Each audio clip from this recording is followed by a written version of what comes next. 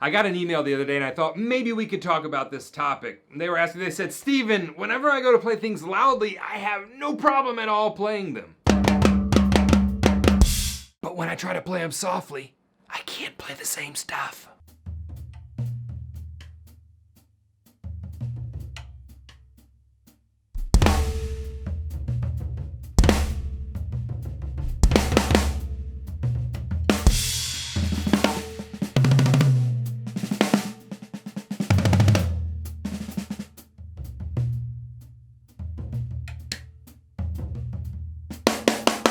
This is something I'm really familiar with. Whenever I came off my gig in New Orleans, I got that gig when I was 19 and then gave it up when I was 22 so I could go back to college and be a jazz drummer, right? Playing from clubs on Bourbon Street, rock, pop music to playing jazz. Seems logical, right? It did to me at the time.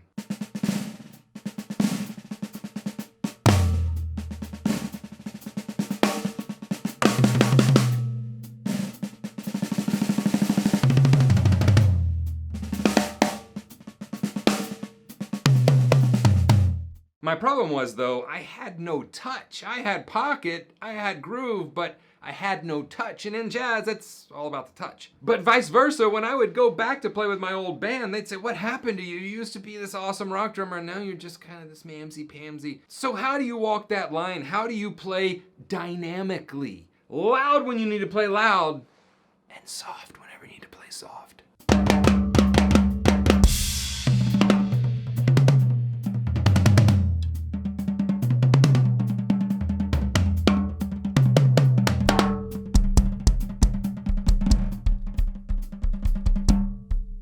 Look, I'm gonna tell it to you straight. This is the #1 underutilized tool in your entire arsenal. If you learn to use dynamics, you are going to have such a powerful tool at your disposal, whether you're playing in a band setting or whether you're soloing. It just takes your playing from here to way up here.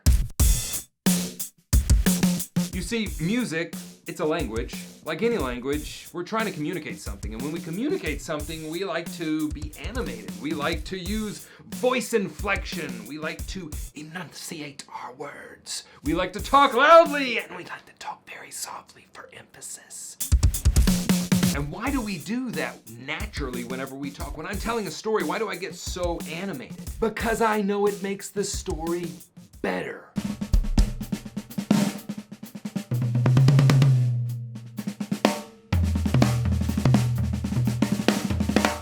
It builds intrigue. It gets the listener to listen more closely.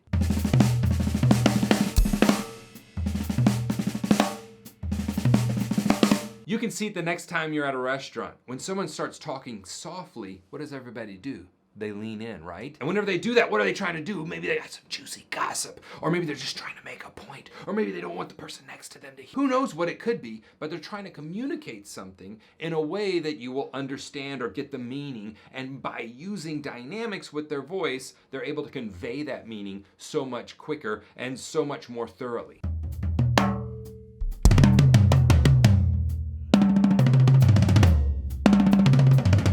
Okay, you get it. We need to use dynamics, right? But how do we work on that? Well, whenever I was in college and trying to work on this thing, having come off of playing really loud clubs where I'm just hitting as hard as I can, to now playing in very small jazz clubs, hitting as softly as I can, and sometimes that's not even soft enough, we need to play with brushes, and sometimes that's too loud, right? So how do I work on my dynamics and my touch?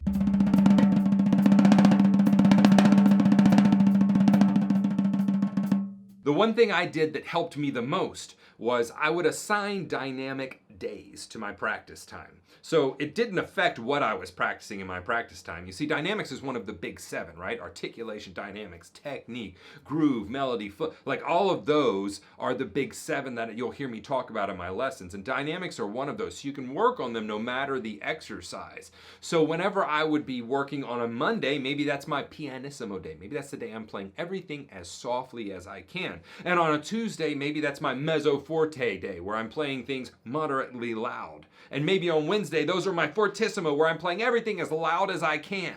You see, by doing this, I was naturally incorporating dynamics into no matter what exercise I was playing. So if I was practicing funk, if I was practicing some Buddy Rich lick, if I was practicing a Tony Williams transcription, it did not matter what I was practicing. I was always using, oh, it's Monday, that's pianissimo day, so I've got to play this funk song really, really soft. Because whatever you play, you want to be able to play it loud, and you want to be able to play it at a whisper.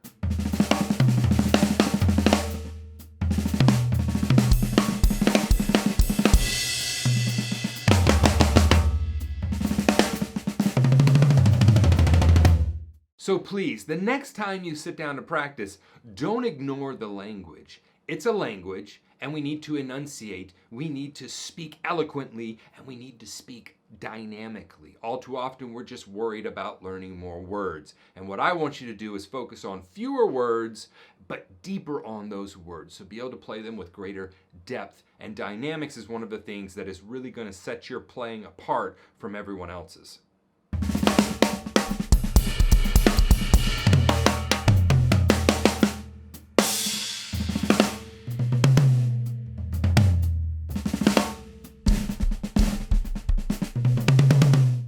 Leave me a comment below on dynamics. What do you think of them? Have you been working on them? Are you going to start working on them? I read every one of them and I try to respond to them all as well. Subscribe to the channel, turn on those post notifications so you know when a new video comes. They're coming 2 and 3 times a week. Jump over to the website, tons of free stuff over there. And if you ever need help with your drum lessons, well, there's a membership program there, and there's lots of us that are headed towards just seeing daily progress in our drumming. Share this with somebody you think would appreciate focusing on dynamics, but no matter what you do, I'll see you here in the next video.